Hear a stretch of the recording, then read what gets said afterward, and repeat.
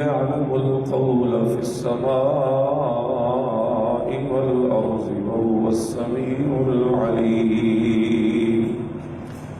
اللهم صل على محمد وعلى آل محمد وبارك وسلم وصل عليه.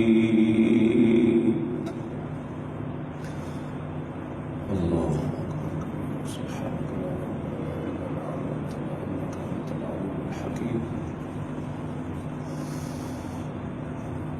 میرے بھائیوں، اللہ تعالی نے ہمیں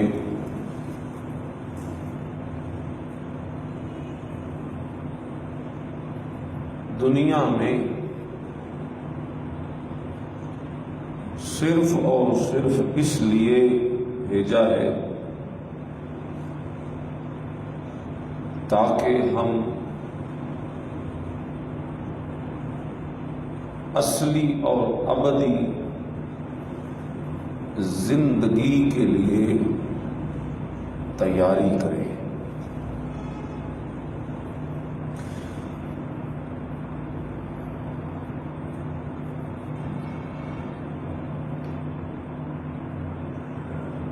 اس تیاری کے لیے اللہ تعالی نے ہمیں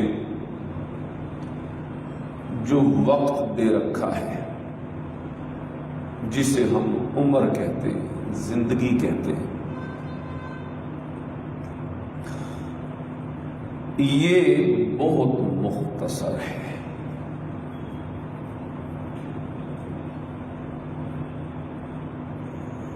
قیامت کے بعد آنے والی زندگی کے مقابلے میں تو یہ بالکل اسی طرح ہے جس طرح سمندر کے مقابلے میں ایک قطرہ ہوتا ہے، قطرہ، بلکہ میں اگر شاید یہ بھی زیادہ کہہ رہا ہوں، یوں کہوں کہ سوئی کو پانی میں ڈبو کے اگر نکالا جائے، اس کی نوک پر جتنا پانی لگے گا یہ دنیا کی زندگی ہے، اور پورا سمندر جو ہے یہ آخرت کی زندگی ہے۔ جو نسبت اس پانی کے ذرے کو سمندر سے ہے، وہی نسبت اس دنیا کی زندگی کو آخرت کی زندگی سے۔ اللہ اکبر کبیرہ۔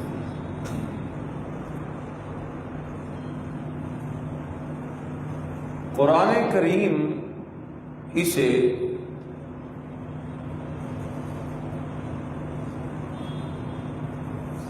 ایک اور عنوان سے بیان کرتا ہے، اور وہ عنوان ہے حرث الدنیا اور حرث الآخرہ۔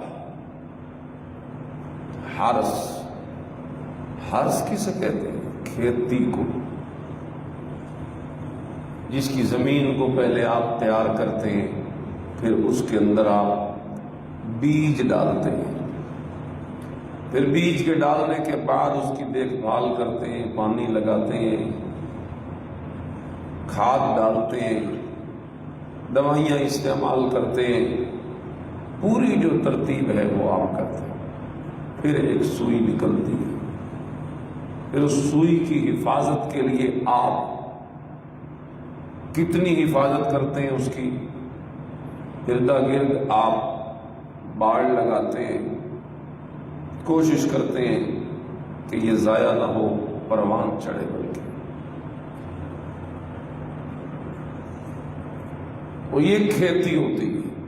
اللہ نے دنیا کی زندگی کو حرث کہہ دیا۔ اشارہ کیا کیا؟ اشارہ یہ کیا کہ دنیا کی زندگی کو عیش آرام یا مزے میں گزارنے کے لیے نہ سمجھ، یہ مزے میں گزار کر ضائع کر دینے کے لیے نہیں دی تجھے، یہ اس لیے دی ہے تاکہ تم اس کھیتی میں اپنی محنت ظاہر کرے، اپنی محنت دکھائے، بیج ڈالے، پھر اس کی دیکھ بھال کرے، پھر جو ایمان کا بیج ڈالا ہے اسے اعمال کا پانی لگائے، پھر جو ایمان کا بوٹا نکلے سوئی کی طرح تو اسے مضبوط کرنے کے لیے، موٹا کرنے کے لیے، زیادہ کرنے کے لیے، تر و تازہ کرنے کے لیے، اس کی شاخیں نکالنے کے لیے، اس کے پھل پھول کے لیے، اس کی تر و تازگی کے لیے، اس کی رونق کے لیے جملہ اعمال جو شریعت نے مقرر کیے ہیں ان اعمال کو انجام دے تاکہ تیرا یہ ایمان کا بوٹا ہرا بھرا ہو جائے۔ جب تیرا ایمان کا بوٹا ہرا بھرا ہو جائے، پھل پھول لگنے لگے، تو سمجھ کہ میں نے اپنی دنیا کی زندگی کا مقصد پورا کیا ہے۔ اور اگر یہ کیفیت نہیں بنی، زندگی گزر گئی، اس طرف دھیان ہی نہیں کہ دنیا ایک کھیتی ہے اور اس میں نے بیج ڈال کے ایمان کے پودے کو پروان چڑھانا ہے، بس کھانے پینے میں، دعوتوں میں، دوستوں کی محفلوں میں، سیر و تفریح میں، کھیل کود میں، لہو و لعب میں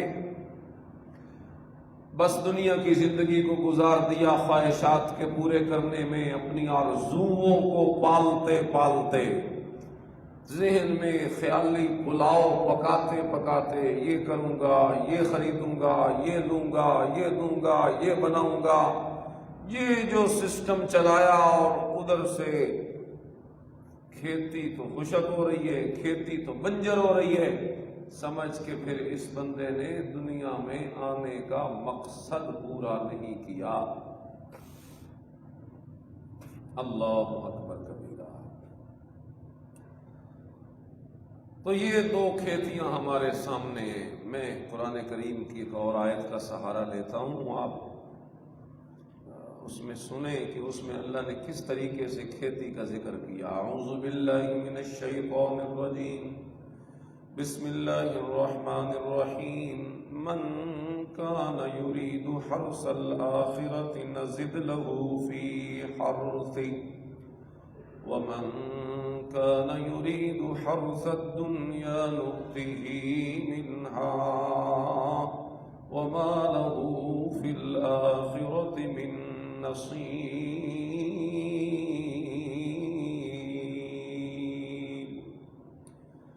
اللہ فرماتے ہیں جو بندہ ارادہ کرے، چاہے آخرت کی کھیتی کو، نزد لہ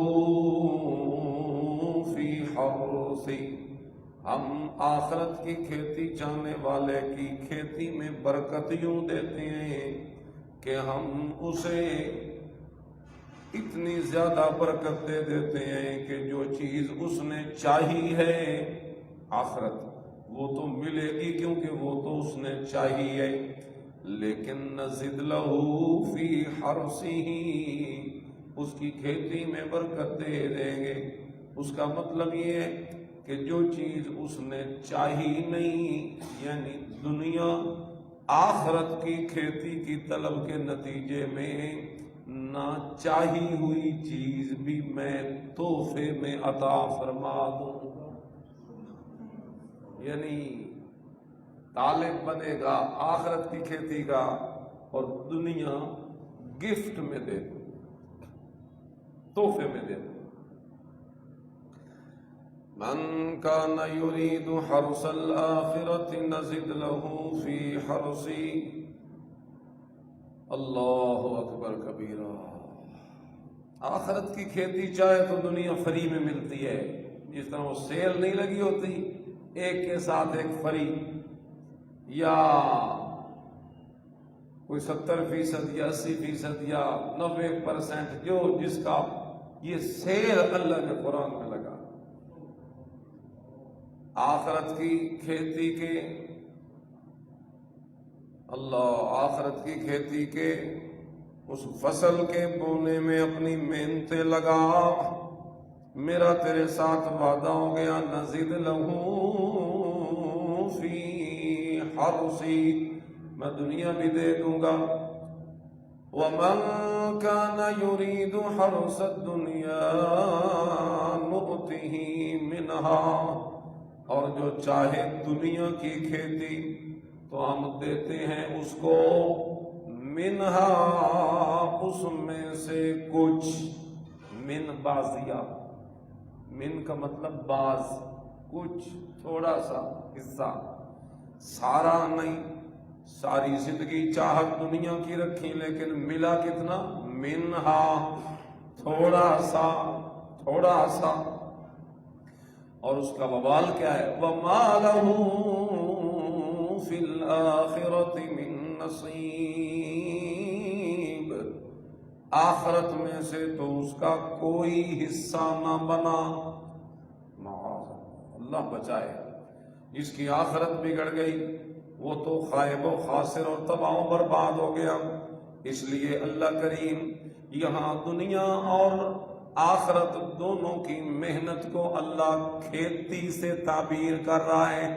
دنیا کی محنت کو اللہ حرث الدنیا کہتے ہیں، آخرت کی محنت کو اللہ حرث الآخرت کہتے ہیں، جس سے اللہ اشارہ یہ کرتے ہیں کہ یہ زندگی دنیا کی ضائع کرنے کے لیے نہیں ہے، بلکہ یہ دنیا کی زندگی تجھے اس لیے دی ہے تاکہ کھیتی کے اندر اپنے جوہر دکھا.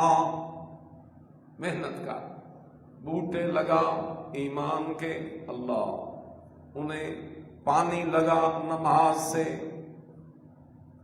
پانی لگا نماز سے، نماز پڑھ باجماعت. اللہ، میرے نبی کی ایک حدیث مجھے یاد آئی، آپ کو میں سنا دوں. جناب نبی کریم صلی اللہ علیہ وسلم نے نماز کے متعلق کتنا ایک خوبصورت وعدہ اپنی امت کو دیا. نماز کے متعلق ایک بڑا خوبصورت وعدہ ہے جی، ذرا سنیے حدیث.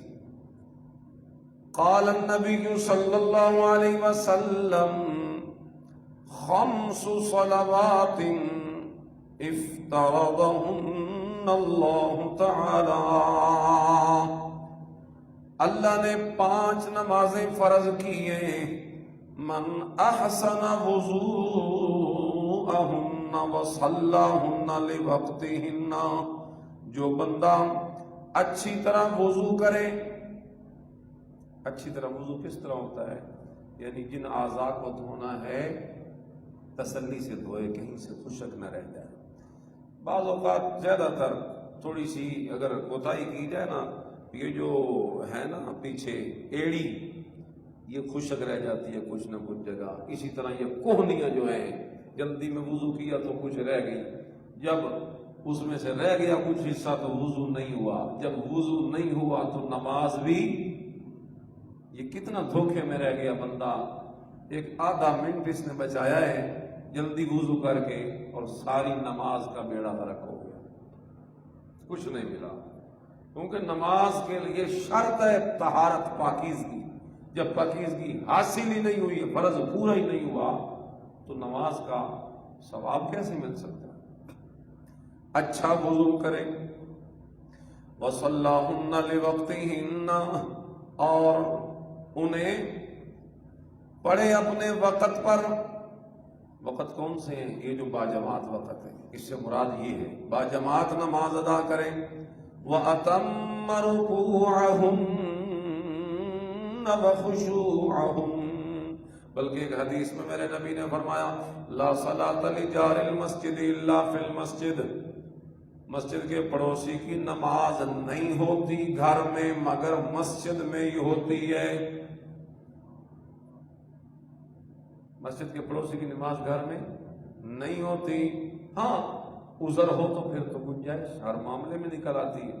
عذر نہ ہو، ایسے ہی سستی میں گھر پڑھ لیتا ہوں، نہیں چلے گا اس طرح کام. مسجد میں جماعت ضروری ہے. جماعت کو رکھا ہی اسی لیے ہے کہ سارے آئیں، اجتماعیت کا ایک منظر پیش ہو، مل کر اللہ کی عبادت کریں. مسجد میں آنے سے کتنے فائدے ملتے ہیں؟ میں آگے بتاتا ہوں، یہ میں 2-3 حدیثیں آپ کو سنانی ہے۔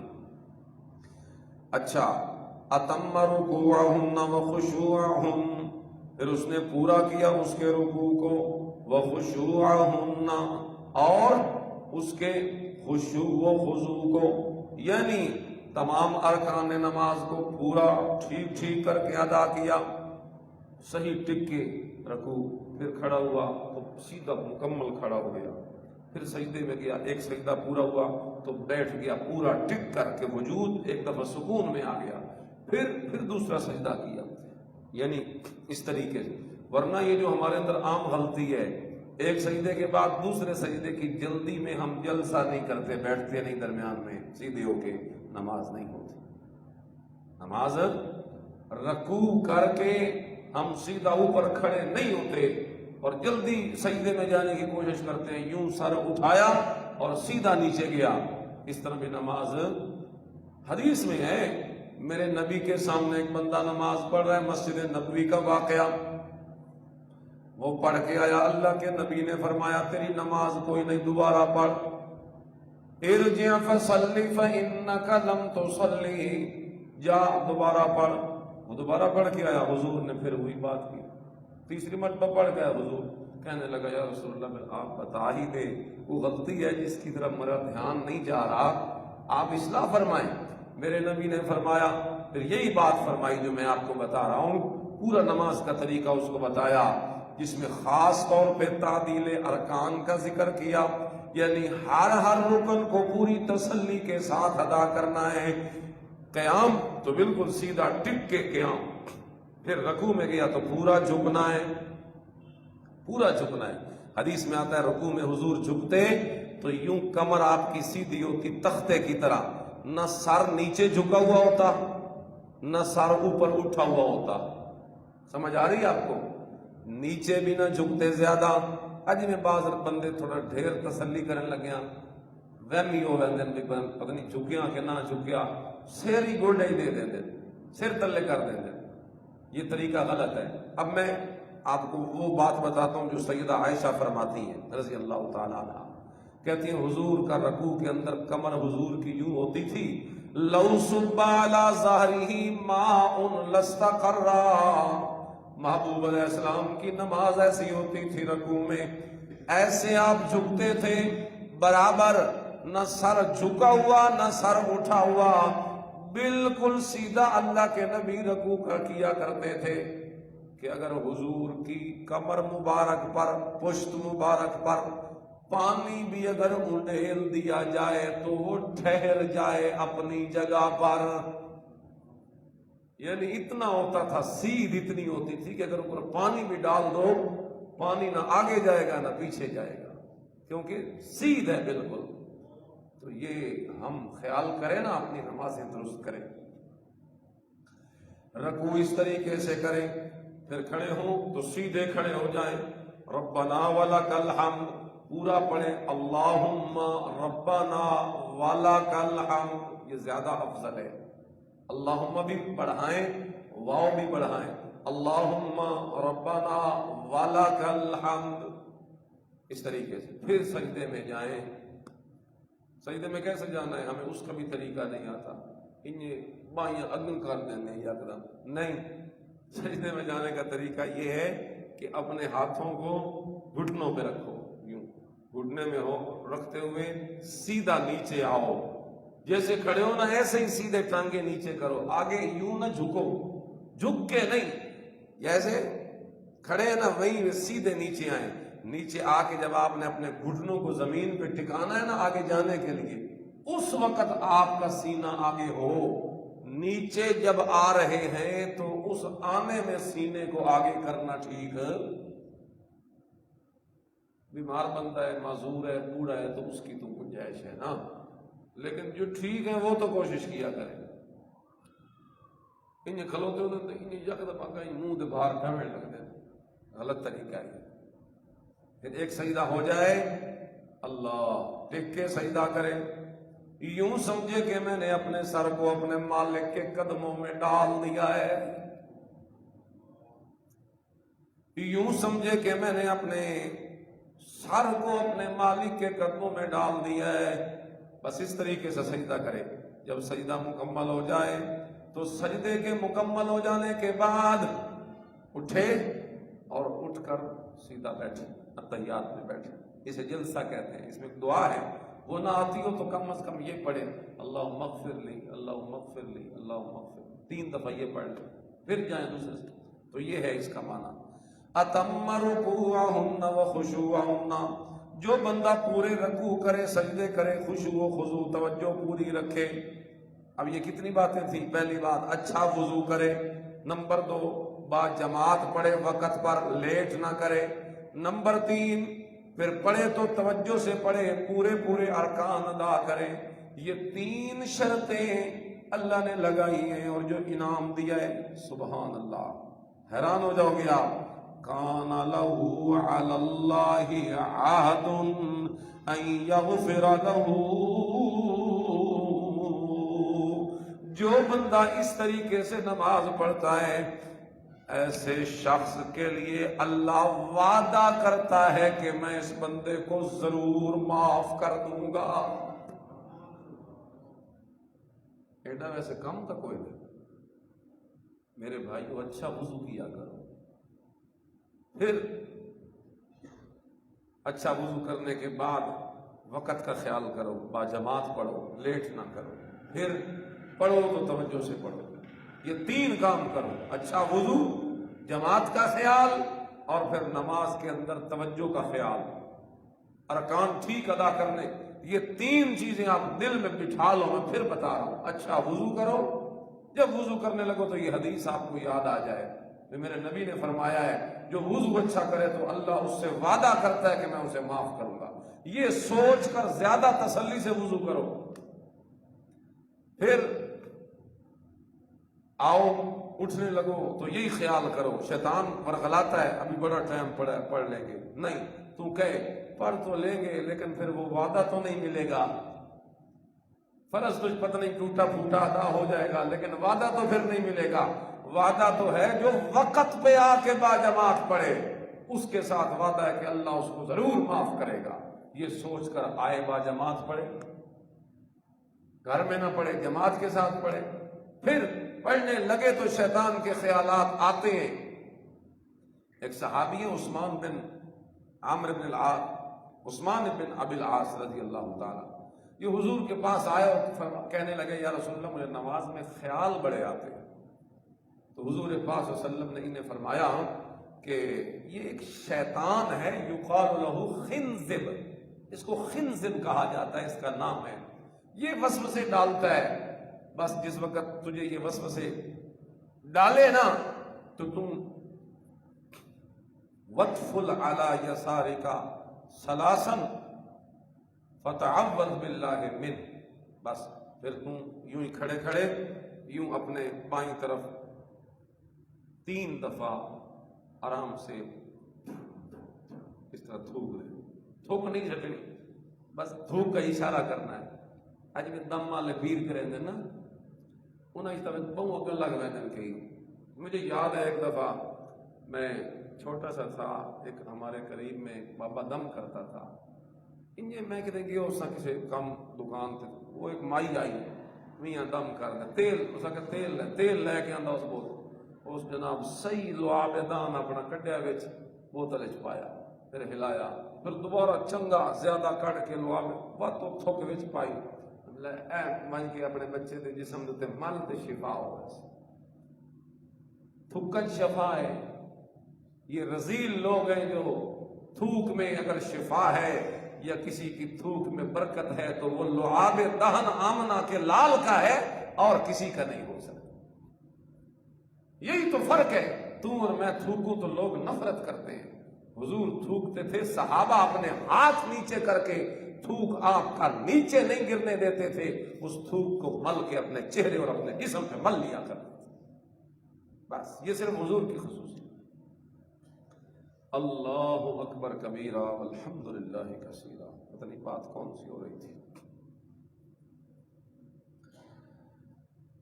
اللہ اللہ اللہ اللہ اللہ اللہ اللہ۔ تو اس چیز کا خیال کرے جی، یہ 3 چیزیں تو اللہ کا وعدہ ہے کہ اللہ اسے معاف کرے گا۔ وَمَن لَّمْ يَفْعَلْ فَلَيْسَ لَهُ عَلَى اللَّهِ عَهْدٌ، جو اس طرح نہ کرے، یہ بات بھی کی، جو اس طرح نہ کرے، نماز تے پڑھیے لیکن اچھا وضو نہیں، وقت کا خیال نہیں، توجہ نہیں، یہ نماز بھی پڑھ رہے ہیں تو اللہ کہتے ہیں فَلَيْسَ لَهُ عَلَى اللَّهِ عَهْدٌ، اس بندے کے لیے اللہ کا کوئی وعدہ نہیں ہے، کوئی وعدہ نہیں ہے اسے معاف کرنے کا پکا۔ ان شاء غفر له، اگر چاہے گا تو معاف کر دے گا، وَإِن شاء عَذَّبَهُ، اور اگر چاہے گا تو اس نمازی کو بھی عذاب دے گا۔ اور میرے بھائیوں، ہم پڑھیں اور پھر عذاب ملے تو پھر فائدہ کیا پڑھنے کا؟ ایسی پڑھو کہ پھر عذاب کا منہ نہ دیکھنا پڑے۔ کتنی چیزیں بتائیں ہیں نماز میں، پہلی کیڑی ہے اچھا، زور سے بولو، اچھا وضو، نمبر 2 وقت کا خیال باجماعت، اور نمبر 3 نماز پڑھتے ہوئے اندر توجہ۔ میں بات کر رہا تھا کہ حضور نے صحابی کو کہا کہ 3 دفعہ یوں تھوک دیا کر، اتوں گل نکلی تو تھوک کر لی، بھول گئی تھی مجھے، پھر اب یاد آ گئی۔ تو یہ خنزب شیطان ہے جو نماز میں وسوسے ڈالتا ہے۔ فتعوذ باللہ من، اور اس سے اللہ سے پناہ مانگ لیا کر، اس کے شر سے اللہ کی پناہ میں آ جایا کر، یعنی اعوذ باللہ من الشیطان الرجیم۔ بہرحال تو یہ حضور نے ایک وظیفہ اور طریقہ اس صحابی کو بتایا۔ بس مسئلہ اس کا یہ ہے کہ خیالات ہٹائے جتنے کر سکتا ہے، جتنے ہٹا سکتا ہے، اور جو نہیں ہٹتے پھر وہ بندے کو معاف ہے، لیکن ہٹائے تو صحیح نا۔ ہم ہٹانے کی فکر ہی نہیں کرتے، ساری دیہڑ اتنے ٹائم نہیں لگا گا کا رش، کوئی اونچ نہیں جڑی اوتے تھلے آئی، کوئی حساب کتاب آئی، وہ آ کے رکعتاں پورا کرے گا نماز۔ اچھا جی، یہ ایک حدیث ہو گئی نا جی، دوسری حدیث سنیے۔ سیدنا ابو ہریرہ بیان کرتے ہیں، ایک دیہاتی نبی پاک کی خدمت میں حاضر ہوا اور کہنے لگا، یا رسول اللہ، مجھے ایسا عمل بتائیے کہ جس عمل پیرا رہنے کی وجہ سے میں جنت میں چلا جاؤں۔ صحابہ نے سارا کچھ پوچھ لیا تھا میرے محبوب سے، اب ہماری ہمت ہے کہ ہم اس کو ڈھونڈیں، پڑھیں، تلاش کریں اور عمل کریں، ورنہ شے صحابہ چھوڑی کوئی نہیں کوئی شے۔ اب ہم بھی، ہمارا بھی بعض اوقات دل کرتا ہے نا یار شارٹ کٹ کے ہوئے او کریے تو جنت ہی لگے بنیے، اے وہ سوال ہے شارٹ کٹ۔ دلنی علی عمل، اے اللہ کے نبی جی ایک ایسا عمل بتائیے مجھے کہ میں اس پہ عمل کروں تو پھر جنت چلا جاؤں۔ میرے نبی کہتے ہیں، تعبد اللہ لا تشرک بھی شیئا، اللہ کی عبادت ایسی کر کے اس کے ساتھ کسی کو شریک نہ کر۔ کسی نبی ولی پیر فقیر زندے مردے عرشی فرشی چھوٹے بڑے گورے کالے کو اس کے ساتھ نہ ملا، جیسا وہ ہے ویسا دنیا میں اور کوئی نہیں، شرک نہ کر۔ نمبر 2 تقیم الصلاۃ المکتوبہ، فرض نماز قائم کر۔ قائم کون سی ہوتی ہے؟ وہی جو میں نے بتایا، اچھا وضو کرے، جماعت کا خیال کرے، خشوع و خضوع سے پڑھے، یہ قائم کرے فرض نماز۔ وَتُؤَدِّي الزَّكَاةَ الْمَفْرُوضَةَ، اور سال کے بعد جو تیرے اوپر زکوٰۃ فرض ہوتی ہے وہ ادا کر، حساب لگا کے پورا۔ وَتَصُومُ رمضان، رمضان آئے تو روزے رکھ لیا کر، یعنی موحد بن جا پکا، نمازی بن جا پکا، زکوٰۃ دے اور روزے رکھ۔ یہ 4 کام اللہ کے نبی نے فرمائے تو اس دیہاتی نے کہا، قسم ہے اس ذات کی جس کے ہاتھ میں میری جان ہے، میں اس چیز پہ کوئی اضافہ نہیں کروں گا، یعنی یہی عمل کروں گا۔ بس جب وہ دیہاتی مڑا تو اللہ کے نبی نے لوگوں سے فرمایا، من سرہ ان ینظر الی رجل من اہل الجنہ، اور میرے صحابیوں اگر دنیا کے اندر تم نے کسی جنتی کو چلتے پھرتے ہوئے زمین پہ دیکھنا ہے تو اس دیہاتی کو دیکھ لو جو میرے ساتھ وعدہ کر کے گیا ہے کہ جو آپ نے بتایا ہے میں اس سے کم زیادہ نہیں کروں۔ اللہ، یعنی یہی عمل کروں گا ٹک کے۔ عملوں کا نقصان مراد ہے، عملوں کا کمی زیادتی، یعنی آپ کے طریقے سے آگے نہیں بڑھوں گا، ورنہ تو اور بھی شریعت کے احکام ہے نا۔ اس کا مطلب یہ نہیں کہ اس سے زیادہ نہیں کروں گا، بھئی یہ 4 کام کرے ساتھ باقی چھٹی نہیں، یہ مطلب نہیں، یعنی ان عملوں کے کرنے میں کمی زیادتی نہیں کروں گا، جو ان کے حق ہیں ان کاموں کے وہ حق میں پورے ادا، صرف ان کی بات۔ اللہ جو کسی جنتی کو دیکھنا پسند کرے تو اسے دیکھ لے۔ اللہ، یہ کتنی خدا کی رحمت کا کمال ہے کہ بندوں کو ان چیزوں پہ ثواب دے رہا ہے جو ان کی ڈیوٹی ہے، جو ان کی، یہ فرض نماز ہماری پابندی ہے نا، ڈیوٹی ہے، اللہ اس پہ بھی ہمیں اجر دے رہا۔ اللہ اکبر کبیرہ، اللہ اکبر۔ ایک اور حدیث سنیے، الصلاۃ فی جماعہ، میرے نبی نے فرمایا جو جماعت کے ساتھ نماز پڑھتا ہے تعدل 25 صلاۃ، 25 نمازوں کے برابر ثواب ملتا ہے۔ فَإِذَا صَلَّاهَا فِي فَلَاةٍ فَأَتَمَّ رُكُوعَهَا وَسُجُودَهَا بَلَغَتْ 50 صلاۃ، اور جو کسی جنگل بیابان میں نماز پڑھتا ہے، رکوع سجدے مکمل کرتا ہے، تو اسے 50 نمازوں کا ثواب ملتا ہے۔ یعنی کسی ویرانے میں ہے لیکن وہاں بھی اللہ کی یاد کو چھوڑا نہیں، تو اسے جماعت سے بھی ڈبل ثواب ملتا، جماعت سے بھی ڈبل ثواب۔ تو کہیں سفر میں آگے پیچھے ہو تو نماز پڑھ لیں، جماعت نہ بھی ملے تو نماز پڑھ لیں، اور یہ سوچ کے پڑھیں کہ اگر میں کسی ویرانے میں کھڑا ہوں اور اللہ کی یاد کو نہیں بھولا اور وقت پہ پڑھ رہا ہوں، تو یقین رکھیے کہ جماعت رہ گئی ہے، تو جماعت رہ گئی ہے تو کوئی بات نہیں، جماعت سے ڈبل ثواب مل رہا ہے۔ جماعت والے کو 25 گنا اور ویرانے میں نماز پڑھنے والے کو 50 گنا۔ اللہ، ایک اور حدیث سنیے، میرے نبی نے فرمایا من راحا الی مسجد الجماعہ، جو بندہ جماعت کی نماز پڑھنے کے لیے جامع مسجد میں چل کے آئے، فَخَطْوَةٌ تَمْحُو سَيِّئَةً وَخَطْوَةٌ تُكْتَبُ لَهُ حَسَنَةٌ ذَاهِبًا وَرَاجِعًا، جو چل کے پیدل مسجد میں آتا ہے اس کا ہر قدم ایک گناہ کو مٹاتا جاتا ہے، اور مسجد میں آتے اور واپس جاتے ہوئے ہر قدم کے بدلے میں ایک نیکی لکھ دی جاتی ہے، ہر قدم پہ ایک گناہ معاف اور ایک نیکی وصول۔ سبحان اللہ، سبحان اللہ۔ تو یہ تکبیر اولیٰ کے ساتھ نماز کوشش کریں کہ نماز پڑھیں، اس کی بھی ایک فضیلت سن لیں۔ یہ تو تھی نا چل کے آنے کی، اب تکبیر اولیٰ کی فضیلت۔ میرے نبی نے فرمایا من صلی للہ 40 یوما فی جماعہ، جو بندہ 40 دن تک اللہ کی رضا کے لیے باجماعت نماز پڑھتا ہے، تکبیر اولیٰ یعنی جب امام کہتا ہے نا اللہ اکبر شروع کرواتا ہے، یہ اس کے ساتھ ہی اللہ اکبر کہتا ہے، اس کو کہتے ہیں تکبیر اولیٰ، یعنی لیٹ نہیں کرتا، ساتھ ملتا ہے۔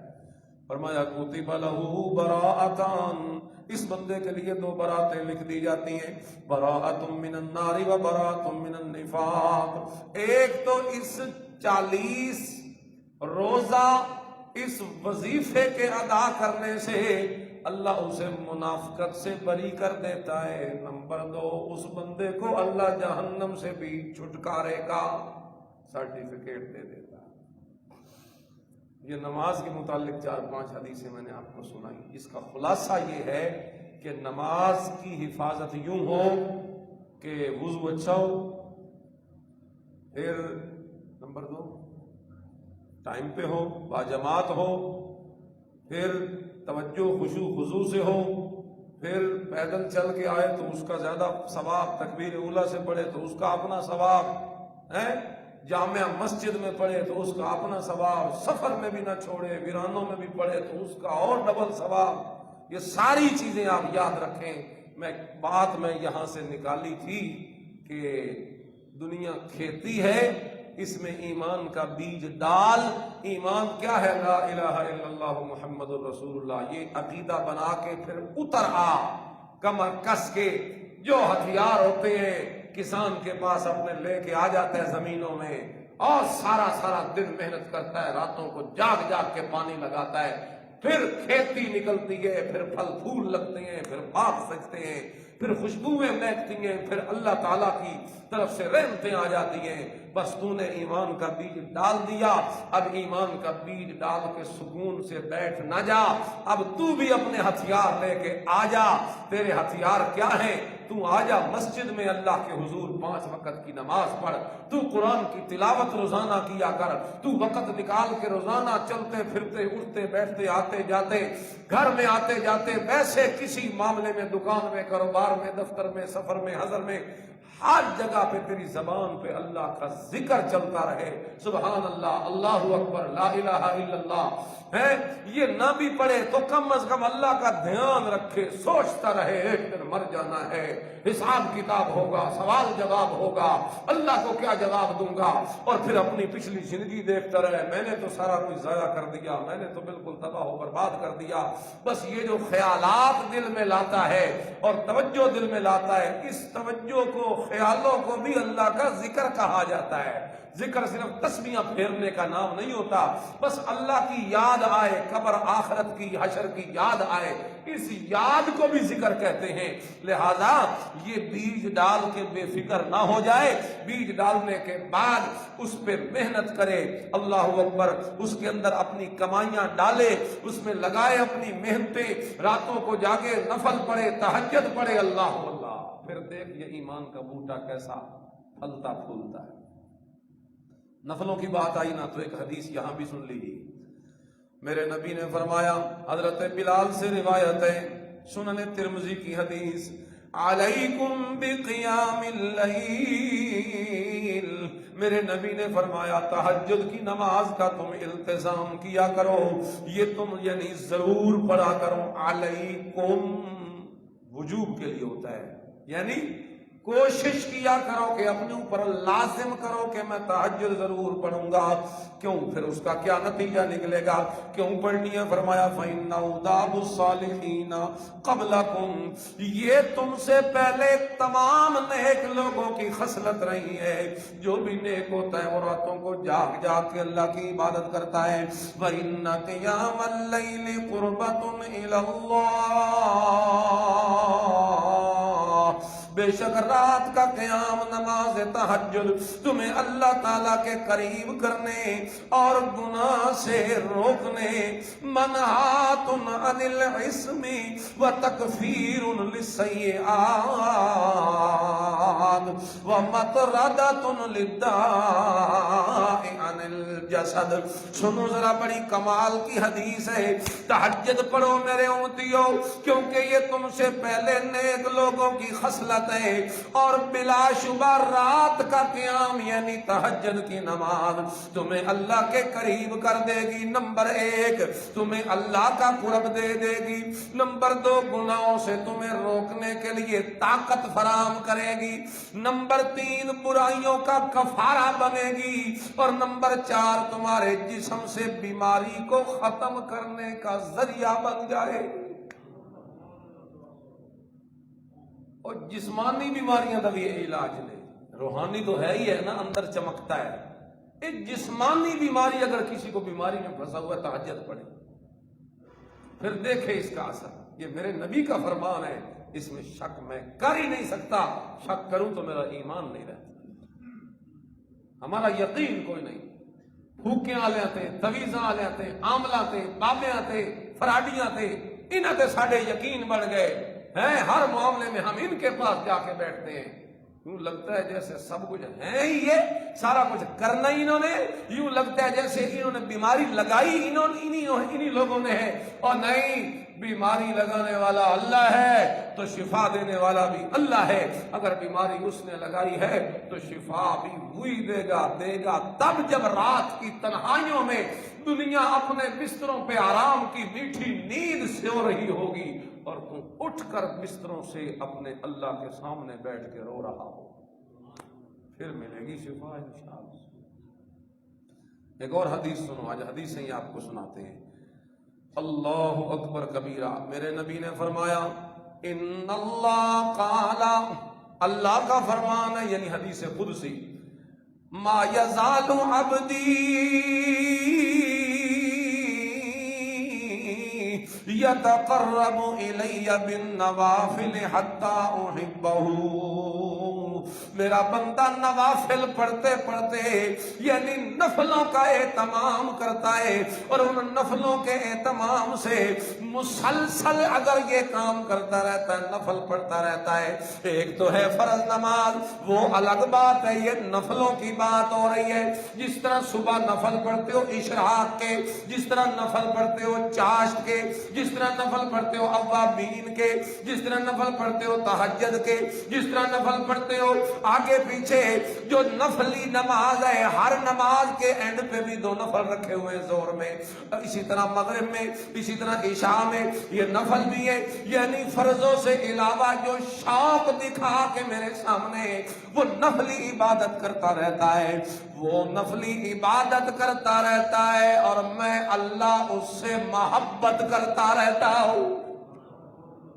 دیکھتا ہے میں اللہ نال محبت کرا، یہ بھی ایک مقام ہے، لیکن اچا مقام اے کہ او میرے نال محبت کرن لگ ونجے، یہ ہے نا اصل مقام۔ ایک اور حدیث سنو، علیک بالسجود، صحیح مسلم، میرے نبی نے فرمایا سجدوں کا اہتمام کرو، سجدے زیادہ کیا کرو، فَإِنَّكَ لَا تسجد للہ سجدة الا رفعك اللہ بها درجة وحط بها عنك خطیئة۔ سجدوں کا اہتمام کرو میری امت والو، کیونکہ تم اللہ کو جو بھی سجدہ کرو گے اس کے بدلے میں اللہ تمہارا ایک درجہ بلند کر دے گا، اور ہر سجدے کے بدلے میں تمہارا ایک گناہ ختم کر دے گا۔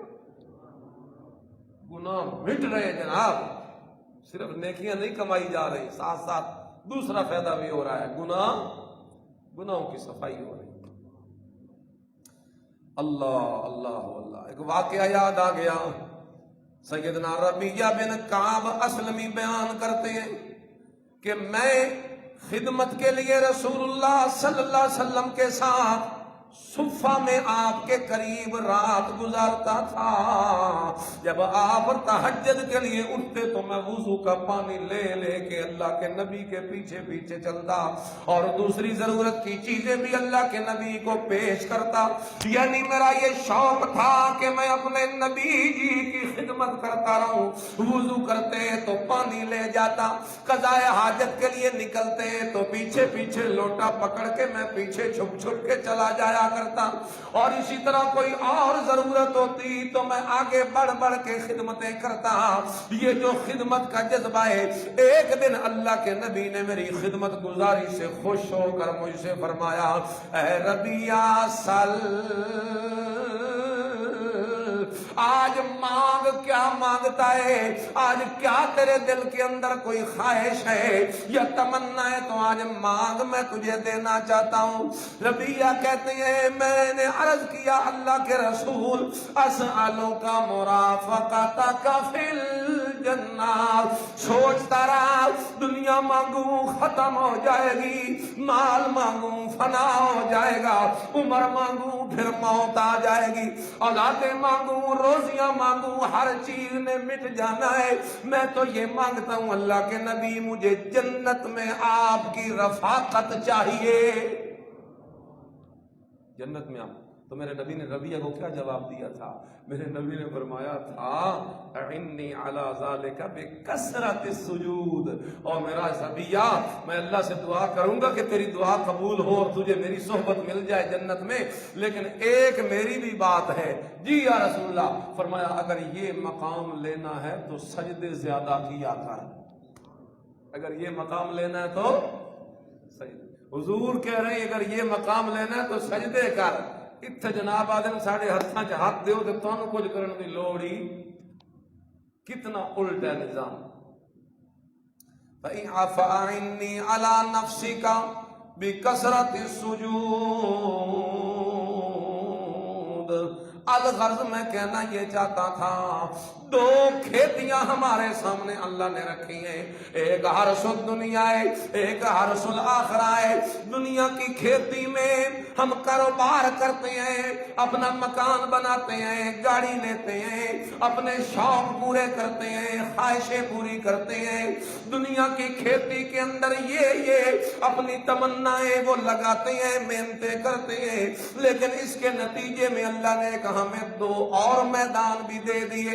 یعنی جس طرح کسی کا رقبہ ہوتا ہے، زمین ہوتی ہے، اور وہ اسی زمین میں محنتیں کرتا ہے، اللہ کہتے ہیں او مومنا تیرے سامنے میں نے دو طرح کے رقبے رکھے ہیں، ایک زمین جو ہے وہ دنیا کی ہے، حرث الدنیا، اور دوسرا رقبہ میں نے تیرے سامنے آخرت کا رکھا ہے۔ اب تیری مرضی تو دنیا کے رقبے کو آباد کر یا آخرت کے رقبے کو آباد کر، لیکن یہ یاد رکھ اگر تو اسے آباد کرے گا دنیا کو، اس میں اپنی محنتیں لگائے گا، اس کے اندر اپنا مال لگائے گا، اس کے اندر اپنی جناب مشقتیں مجاہدے ریاضتیں کرے گا، تو پھر سن لے ایک وقت ایسا آئے گا کل من علیہا فان، ایک وقت ایسا آئے گا یہ مٹ جائے گی، یہ نہ مٹی تو مٹ جائے گا، لیکن اس کے مقابلے میں دوسری جو کھیتی ہے یہ وہ کھیتی ہے کہ جس نے کبھی ختم نہیں ہونا۔ تو مر کے میرے پاس آئے گا، تیری کھیتی وہاں پہ بھی موجود ہوگی، تو مر جائے گا میرے پاس آ جائے گا، تیری ساری محنتیں میں سنبھال کے رکھی ہوئی ہوں گی، اور پھر تیری ایک ایک محنت کے نتیجے کے اندر میں اللہ تجھے جنت کا ایک ایک درجہ عطا فرماتا جاؤں گا۔ کیڑی کھیتی چنگی کی؟ کون سی کھیتی بہتر، دنیا یا آخرت؟ دنیا، آخرت منہ سے کہہ رہے ہیں، لیکن ہمارا عمل بتاتا ہے کہ نہیں دنیا چنگی۔ منہ نل آنکھ نل کم بن ویسی، مثال ان کو سمجھ جواب دے چھوڑیا تو کام ہو گیا، کام ہوا نہیں، کام شروع ہوا ہے۔ سارا تو ابھی رہتا ہے، سارا تو ابھی رہتا ہے، سارا کرنا تو پوری زندگی میں کرنا ہے، وہ تو ابھی آگے جو زندگی اللہ نے بچا رکھی ہے، ہمیں موقع دے رکھا ہے، اس بقیہ بچتی ہوئی زندگی میں ساتھ ساتھ اپنی آخرت کی فکر کرو، اس کھیتی میں محنت کرو۔ کیا ہے اس کی میں محنت؟ نماز سے میں نے بات شروع کی تھی، ان تبت میں پڑھتا ویسا تھے، بہت سارے احکام ہیں، بات بڑی لمبی ہو جائے گی، بس مین نماز ہے۔ نماز کیسے پڑھنی ہے وہ میں نے کئی حدیثیں آپ کو سنائی۔ پھر زکوٰۃ ہے، سال بعد حساب کر کے وہ دیا کرو، ڈنڈی نہ مارا کرو، اللہ کا حق نہ مارا کرو۔ پھر اس طرح رمضان کے روزے آتے ہیں وہ رکھے کرو۔ پھر اگر حج فرض ہے، حج اس پہ فرض ہوتی ہے، اس پر خرچہ ہو جو جا سکتا ہو، جس کے بعد ہے بھائی وہ حج کرے۔ اسی طرح نفل پڑھیے، الگ سے عبادت کیجیے، اس طرح ذکر کیجیے ہر وقت، اسی طرح قرآن کی تلاوت کیجیے، اسی طرح صدقہ خیرات کیجیے، غریبوں کی مدد کیا کیجیے، اور کوئی محتاج ہو، ضرورت مند ہو، اللہ اکبر کبیرہ، جو اس پہ اللہ راضی ہوتا ہے۔ میرا دل ہے میں آپ کو اس پہ بھی ایک حدیث سنا دوں، سنا دیں مجھے؟ گل لمبی تو نہ ہو ویسے۔ میرے نبی نے فرمایا من احب الاعمال الى اللہ تعالی سرور تدخلہ علی مسلم، اللہ کے نزدیک تیرے عملہ وچوں سب تو زیادہ محبوب عمل او فرحت تے او خوشی ہے جیڑا تو کسی مسلمان نو دینا ہے، یعنی وہ دی تنگی دور کی تھی، وہ دی کوئی ضرورت پوری کر چھوڑی، وہ دا قرضہ ادا کر چھوڑیا، وہ دی بھوک ختم، جو تیری وجہ سے کوئی مسلمان خوش ہو جاتا ہے نا، فرمایا تیرے سارے عمل اللہ کو اتنے پیارے نہیں لگتے جتنا تیرا یہ عمل اللہ کو پیارا لگتا ہے۔ احب صرف پیارا نہیں، احب سب سے زیادہ پیارا وہ یہ عمل ہے۔ اللہ اکبر کبیرہ۔ بہرحال جی باتیں تو پھر اس طرح بڑی آگے نکل جائیں گی، خلاصہ یہ ہے دنیا کی کھیتی میں محنتیں کرنے والوں ایک میدان آخرت کا بھی ہمارے پاس اللہ نے دے رکھا ہے، اس کو ہم نے سجا دیا ہے، وہ بنجر پڑا ہوا ہے، اس میں ہم نے بیج ڈال کے پھل پھول لگا دیے ہیں اور وہ ویران پڑا ہے، اس کو کیسے ہم نے آباد کرنا ہے اس کو آباد کرنا ہے ہم نے نیک اعمال سے۔ اللہ سے دعا ہے اللہ ہمیں نیک عمل کی توفیق